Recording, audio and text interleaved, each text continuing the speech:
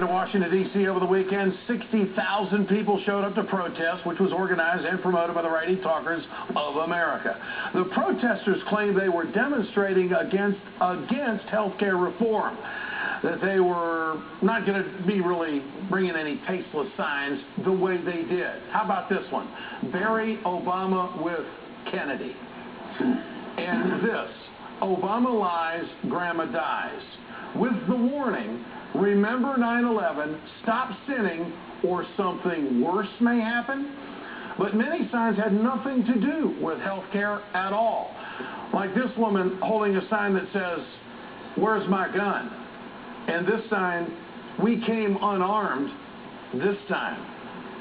We came unarmed this time?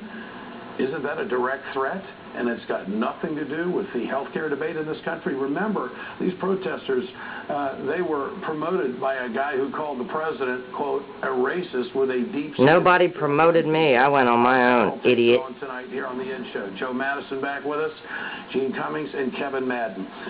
Sooner or later, we got to get down to the brass tacks of some serious conversation. And I think lefties at times can go out of bounds. This was the out-of-bounds crowd this weekend, or am I reading that wrong? Totally wrong. That opponents of this movement, and it is a movement, I think they grossly underestimate the anxiety that people have here and how real it is. And that, yes, there are rhetorical extremes. There are rhetorical extremes on the left. There are rhetorical extremes on the right. If we were to judge every single protest by signs only, then a lot of them would be, judged very poorly. But there is an anxiety here that's not just about health care.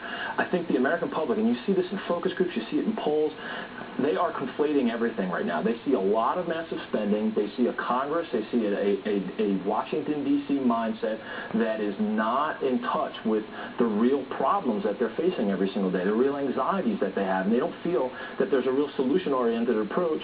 And instead, what they're seeing is just, again, this maintenance of the status quo here in Washington. And I think they're going to blame Republicans and Democrats right now. The problem for Democrats, there just happens to be more of you guys. Joe, what was your take? Oh, I am so angry at what happened. Let me tell you one of the things. Dorothy Height, just a beautiful woman.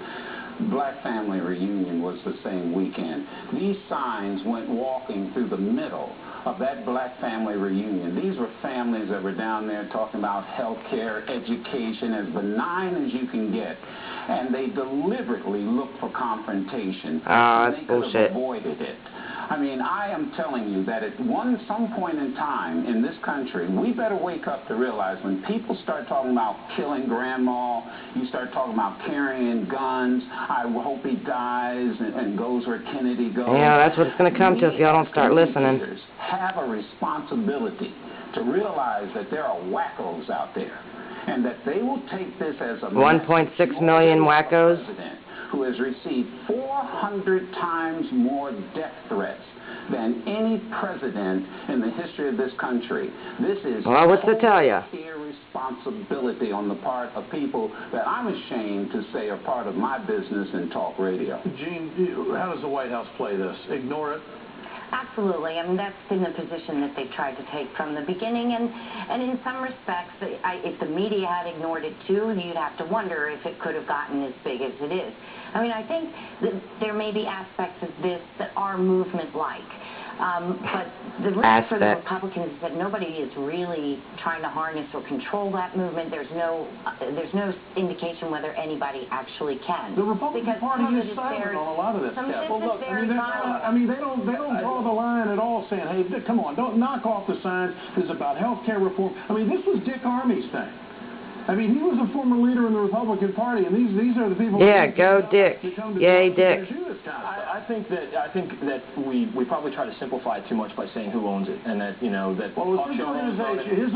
the American people are involved in it. But there is one of the things I was struck to get rid of you losers. People were talking about how it's an organic movement, that they're not being told to come here by. Oh, they are.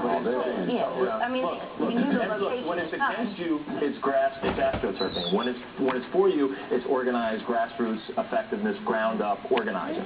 So I mean, if it's not astroturfing though. I mean, these people are real. This is not some fake protest. Panel discussion. Got to run earlier. Oh yeah, cut her off. what you thought of the public. Idiot, idiot, idiot, yes, idiot. 83% of you said no. Sticking his Confidence it's still alive. I like that. Idiot. That's the Ed Show. I'm Ed Show. Loser. Hardball coming up with Chris Matthews starting right now. Another loser. Politics, MSNBC. We'll be back Sucks. tomorrow night. Have a great one. The governor speaks. Let's play hardball.